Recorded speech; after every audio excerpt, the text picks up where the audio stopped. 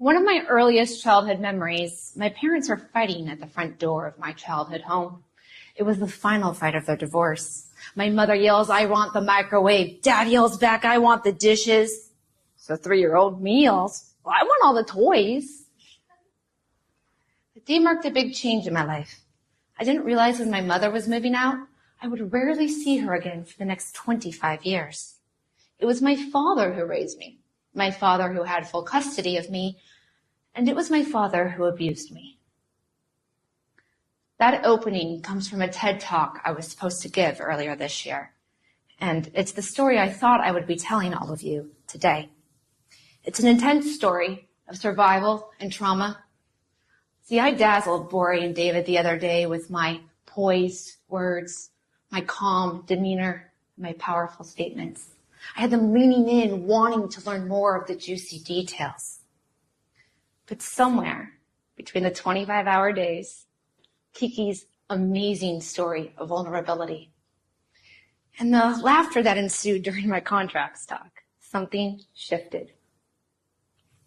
When I went to give that talk in our story time practice, my words came out hollow.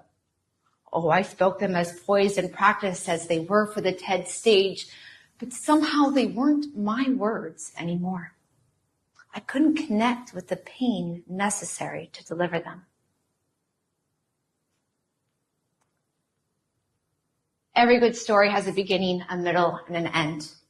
And today the story of my TED Talk ends. It all started with my abusive childhood. My father raised me in a way that I was not allowed to have my emotions or my opinions. If I did and he disagreed, I got abused.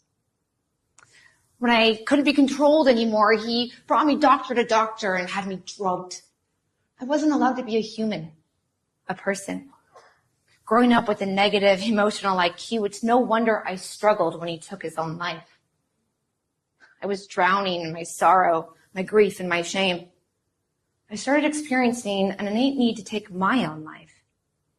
Not because I wanted to die, but I felt compelled to follow in my father's footsteps, and I had no idea what to do with my emotions. What saved me was my brother. My younger brother and I had a phone conversation, which I still have no idea how. We admitted to each one another we were each contemplating suicide. The thought of losing my baby brother that way, I couldn't take it. And he couldn't take the idea of losing me either. And so we held on for each other. I went on to try to have romantic and personal connections in my life, but somehow once I got emotionally attached, my emotions would erupt, come out, ruin it all. My roommate suggested that I might have anger management issues. I thought that was ridiculous. But internally, I could tell something was shifting. My emotions were erupting at inconvenient times, and they were preventing me from living the life I wanted. So I thought I'd start exploring what it meant to have an emotion. I found this book, The One Thing Holding You Back. And this book was literally a manual on how to use your brain to connect with an emotion and process it. That's how gone I was. I couldn't even tell you if I was having an emotion, let alone connect with it. But I sat down with this book, and it taught me how to have my first emotion. I cried. But instead of feeling shameful, I felt liberated. The next time I sat down with the book, it brought up a memory of my favorite childhood story. This was a happy memory. And I realized that I had suppressed all of my emotions, even the happy ones. And I went on a journey of self-love, self-discovery, and healing. If you see me in the ecstatic dance class, you now know how comfortable I am in my own skin.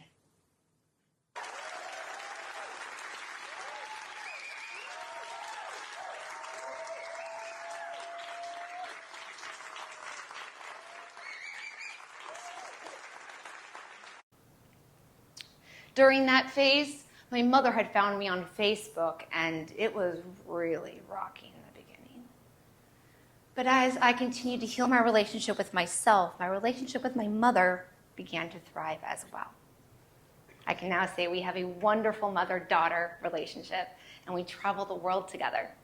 I've shared with some of you this week how I went to Antarctica with her last year to celebrate my birthday. Last year also marked another big day for me. It was the first time I ever purchased a home. So my mother came with me to make sure I was moved in, set up, and we're waiting in the lobby of this high-rise, waiting for my agent to bring me my keys. And I watched a man walk in with an assault rifle. He began shooting. My mother and I ran, and we hid in the parking lot. The shots got closer and louder. And I had to admit to myself, this might be my end. But then I looked to my mother, and I realized she was going to put herself between that gunman and me. I struggled with who should survive or save the other. But I realized it ultimately didn't matter. One of us was going to be shot in front of the other, and the other one be shot after. I'm happy to say my mother and I both came out of that day physically unharmed. But I struggle with post-traumatic stress disorder. My hands would shake. I lost my short-term memory. I could not think straight.